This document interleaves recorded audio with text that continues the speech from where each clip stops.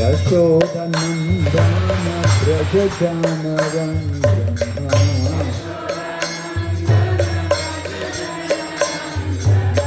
Yashodanandana Prajajanaranjana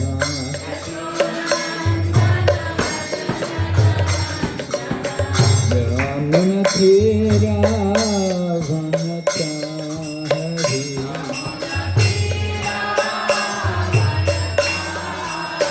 Yamunatira Vanata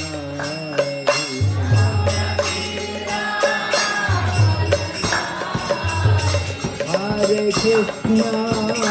Hare Krishna, Krishna Krishna, Hare Hare, Hare Rama, Hare Rama, Rama Rama, Hare Hare.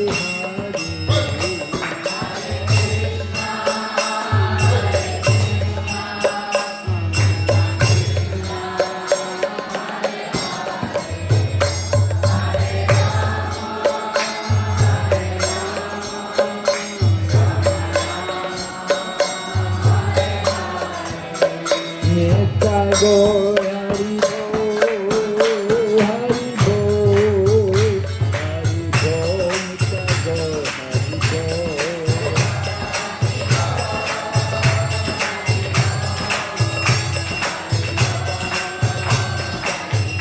Jai Jai Prabhupada, Prabhupada, Prabhupada, Jai Srila Prabhupada.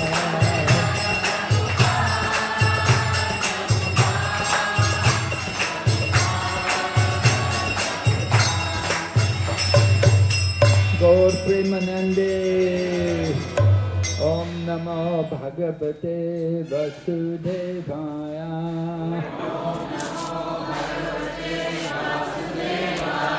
Om Namo Bhagavate Vasudevaya.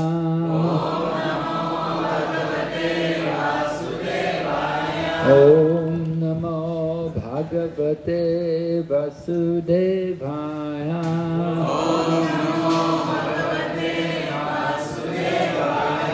Narayanam Namaskrityam Naram Chaiva Narottamam Devim Sarasatim Vyasam Tato Jayamudhirayat Nustapraeshu Vabhadreshu Nityam Bhagavata Sevaya Bhagavati Uttama Shloke Bhaktir Bhavati Naishtaki.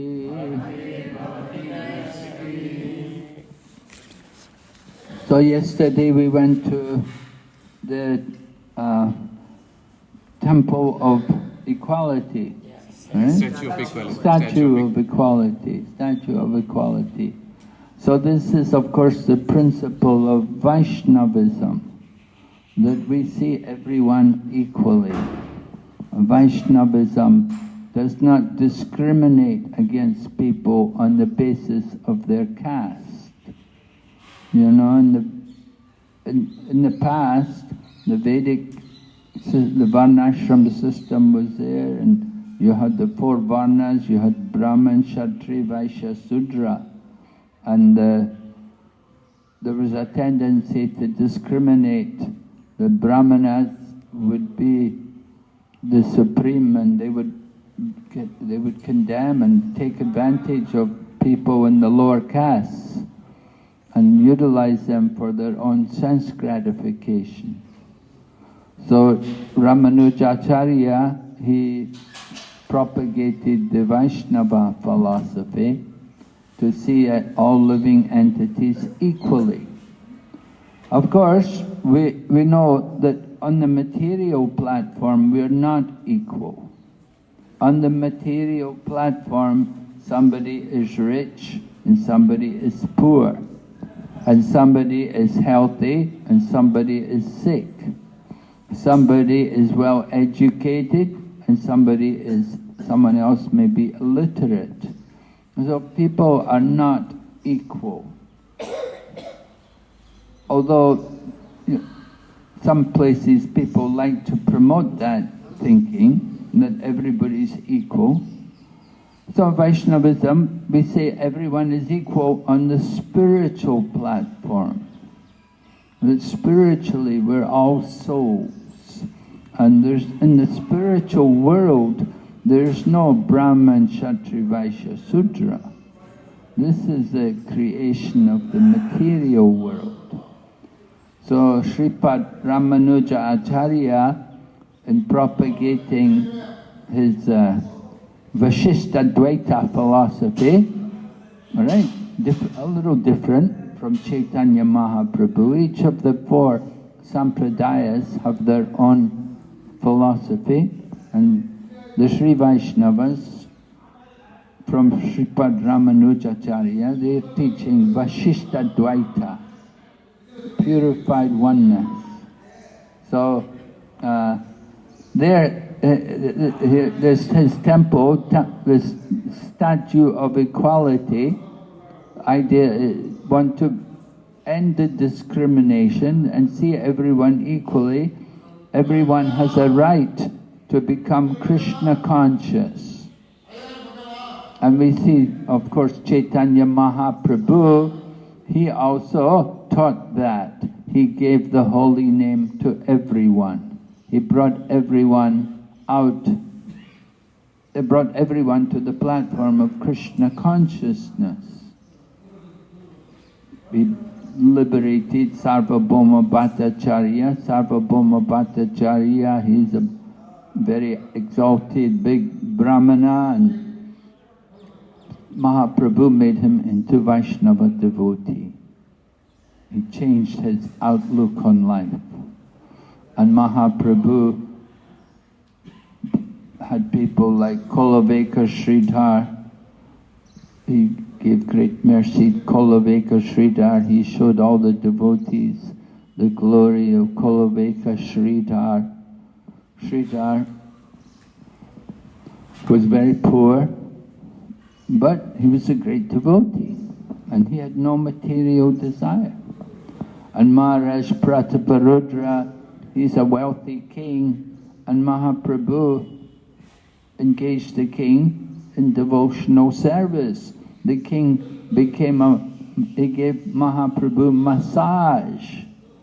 So somebody is giving massage, that's not usually the kind of occupation of a king, to give someone massage, but Maharaj Prataparudra was willing to do this for the service of Sri Chaitanya Mahaprabhu.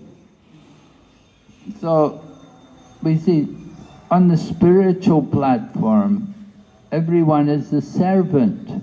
Ekala Ishvara Krishna Asa Pritya.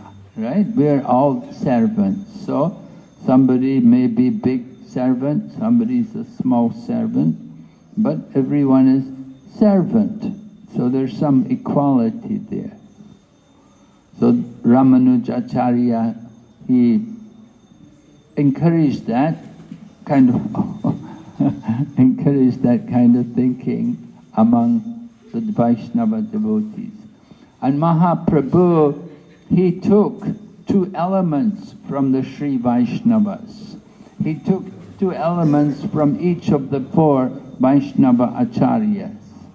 And the two elements which he took from the Sri Vaishnavas were, first of all, establishing devotional service as being free from fruitive activity and philosophical speculation. We know Rupa Goswami's definition of pure devotional service is in line with this presentation. Anya bilasita sunyam jnana karma janavritam anukuyena krishnanushilanam bhaktir uttamam. That the highest devotion is that devotion which is free from fruitive activity and philosophical speculation. It is performed simply for the pleasure of Krishna, constantly. So this one element was taken by Mahaprabhu, and he taught that to Rupa Goswami, and Rupa Goswami therefore composed that verse. And the other element of the Sri Vaishnava...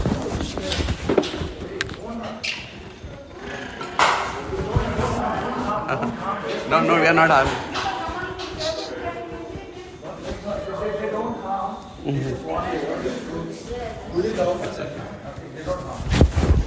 Just be around, no boys. They're liking us. They're taking only the fruits. In this garden. This is their home. Yeah? We've come to their home here.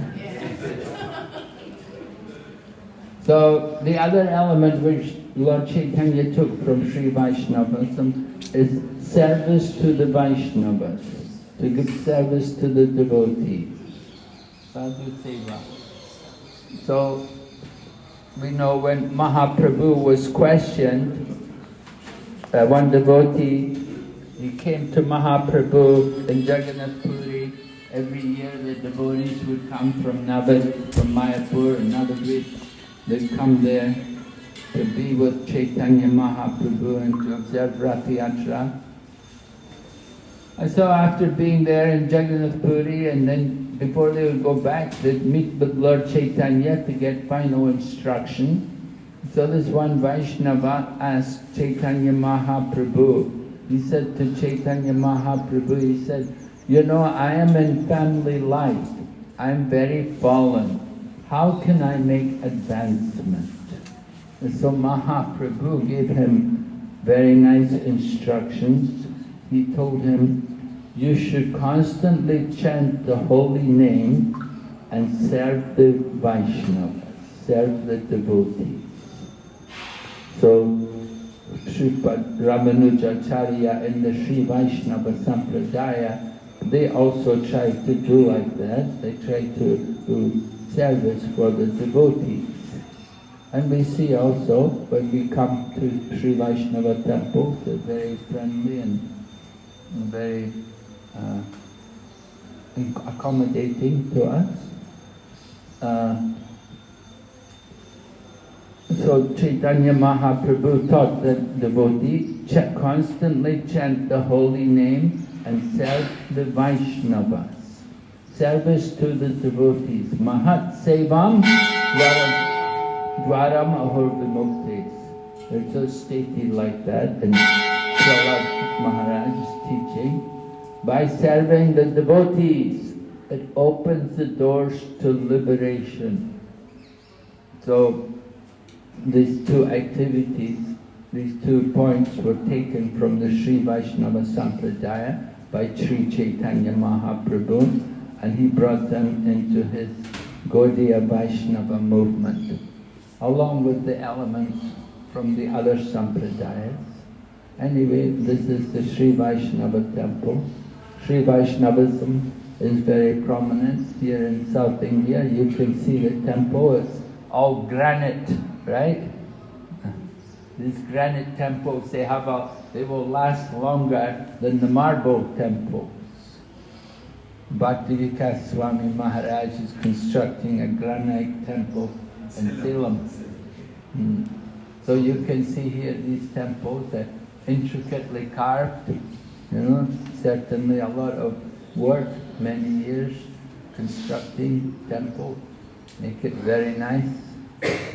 And the deity is being worshipped. This is Amritavali. We had darshan there. Amritavali. Ashok Adma Prabhu tells me Amritavali is the expansion of Laxmi. Laxmi is the consort of Lord Narasimha Temple. Lord Narasimha Temple is Vishnu avatar. So Laxmi is with Lord Narasimha Temple, and Laxmi appears in this form as Amritavali. Right? So this deity was, this is the deity which was there, and there, and on the other side we had Balaji, Srinivas Govinda. Laxmi Narasimha. Huh? Laxmi Narasimha installed by Balaji. Laxmi Narasimha deity installed by Balaji. Installed by Lord Balaji. Lakshmi Narasimha installed by Lord Balaji.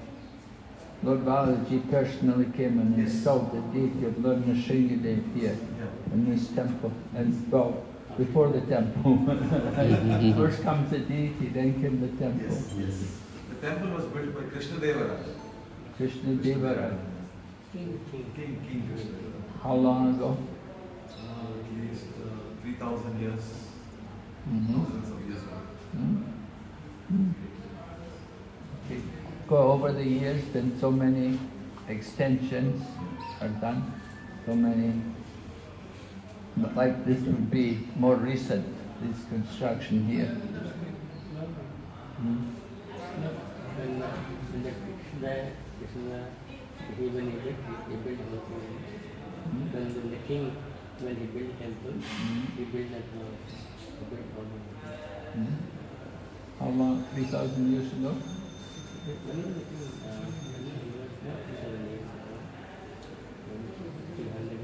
Yeah, few hundred. Yeah, right. Few The hundred. Murti is in previous. Krishna Like last few hundred years ago. Krishna Deva. Again, it was renovated by another king also after the Krishna Deva. I think another king who again renovated. So the kings used to come here, to this place, to this place. They'd come here. Coming from which place? Where is their palace? Where was the king coming from? He's from Krishna Deva is from the Vijayanagar kingdom. Vijayanagar. Quite far away from here. They had their headquarters in Karnataka, the Karnataka side, Andhra Pradesh. And then when once Krishna Deva finished his kingdom, the next generation, they lost their wealth it seems, and then they got all their wealth to Ahobilam. There's a big history of what happened, why they migrated here, because Krishna Deva's son, Tirumala Rai, he could not continue the kingdom. So what happened was, he was told that now that we have lost the kingdom, at least we'll safeguard the wealth of the kingdom so that we can re-establish later. So they thought, let's go to Ahobilam because Ahobilam is filled with only tribal people here. It's only a forest. So they sent thousands of horses and elephants filled with the gold, and so that they were very good people here, the tribals, they did not have any attachment. So they hid a lot of the wealth of the Vijayanagar kingdom here all over. And that's how so much of gold is also hidden here. And many of the localites, they don't build here, they don't commercialize Ahobilam, and this is the reason. They don't make Ahobilam, they don't try to modernize Ahobilam, because if you try to dig, contractors got few tons of gold it seems. That was a few, so they stopped. The Ahobilam, the management here, they don't allow any buildings. And I was always curious why ISKCON is not making it. They did not allow so easily anybody. Luckily, our Nellore Maharaj, Shukadev Maharaj, he had come recently. They didn't allow any outside construction company, anybody, because many of them tried to. They had money. Even the Pavan and Bhargava, many of them said they are ready to pay crores of rupees to make the road nice for the welfare of the devotees. But the local management did not allow, keeping in mind the history of the gold being circulated. Imagine hundreds and thousands of horses filled with gold, some elephants, That was done by Tirumala Rai, Krishna Deva Rai's son.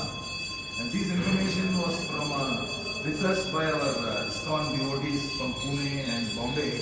And they had given a elaborate class for 600 brahmachari, 600 youth forum.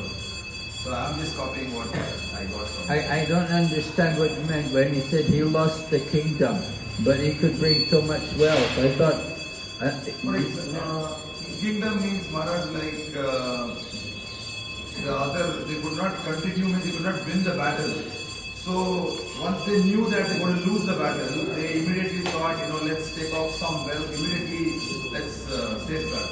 Generally, when the other king occupies, his intention is to completely take away. So, for example, when they are losing, the last stage of losing, they understood that we are gone. So let's safeguard so that we can have our capital in a different place. So they brought his wealth. What it was a fraction of what they had originally. Well, it was only a fraction of what they had. They had the much same more. thing, So similar pastime happened. He was the king of the whole state in Andhra, Tamil Nadu is all one state that time, They had dynasties, Chola dynasty, Cherian dynasty, so it was all a different states. Now we have different states. Yeah. That time it was like one this thing. So Vijayanagar kingdom, Krishnadevaraya established many temples. Hampi also he has done, and so many in Andhra and Karnataka.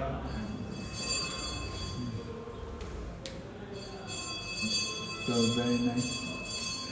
Kings, when the king was a devotee, then naturally then the temples will come up and the preaching will be very good. Just like in where? Ayodhya. Yeah. But also when Srinivasacharya and Shamananda and Narottam were coming with the books, they came to Vishnupur, was it?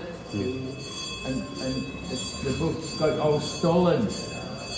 They were bringing Jiva Goswami's books. The books got all stolen. King Birambir, yeah. And then Srinivas stayed behind to find out what had happened to the books.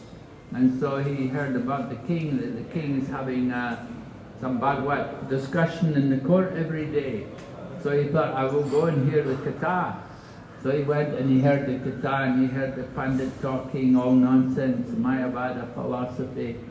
And so Srinivas stood up and then he began to speak, and he amazed everyone with his erudite scholarship and his very clear presentation of the philosophy. And so the king was very impressed, and then the king told him how, he said, we got some treasure, and then he saw the king had actually, as the king's men, they'd stolen the books. They thought it was real treasure, the jewels, So it was more valuable than jewels and gems. It was the books of the Goswamis. And so they found the books, and then the king became a devotee, and he took initiation from Srinivas. And then the king helped to build temples in that kingdom. Just like Emperor Ashok, he spread Buddhism all over India. Because Ashok became he's the emperor, so he could spread the Buddhist philosophy. So when you get the support of the kings, then it makes it very easy to make Krishna consciousness.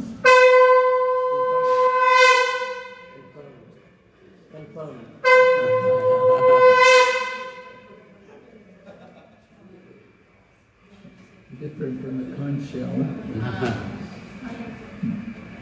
So when you get the support of the kings, that's why Lord Krishna introduced parampara system. Evam parampara praptam imam raja shayo vidu. Sakaliniham. The knowledge was given to the saintly kings, but in course of time the knowledge was lost. So preaching to the kings is very good. Now in modern age, of course, we don't have so many kings. The governments have taken all the money away from the kings, but we can preach to the industrialists, the Birlas and Ambanis, these people. We preach to these people, and they're the modern kings, right? They're the rulers of society. So make them Krishna conscious, and they can build big temples.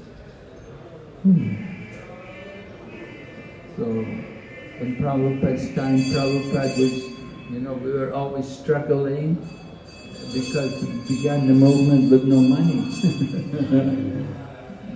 Devotees would go to Japan and do Sankirtan and raise funds to build the temple in Bombay, in Vrindavan. Like in Vrindavan, you can see there's the plaque in the Krishna Balaram temple to Yashodanandan Swami and Guru Kripa Swami. They had taken some brahmacharis to Japan, and they had been in Japan and they distributed books. Even Banu had gone there as a brahmachari, and he was there as a on the party because he had joined in Japan. So he was on the party also. They went to Japan. And any good collector, big Sankirtan man, they'd send him to Japan to go on this party. The Guru Kripas and Yashodanandan Swami, they led the party there, and they were in Japan. They had the boys go out every day and distribute books and collect the money and bring it all to Prabhupada. And Prabhupada used the money to build Vrindavan and then also for the Juhu temple. And so like that is how we got money in those days, in the 1970s. We did Sankirtan. There were no kings to support us. Like you have here, the king built the temple here, a nice temple. Of course the king, where did they get the money from? They're taking taxes from all the people. They're getting the money from all the people, taxation. So that is a good use of taxes. If the kings use the money for building temples, then very nice. Very convenient. People are all benefited. Okay. So we have to stop here now. Okay, Hare Krishna. Srila Prabhupada ki Jai. Sringa Bhagwan ki Jai. Amrita Bali ki Jai. His Holiness Laxmi Narasimha Temple Maharaj ki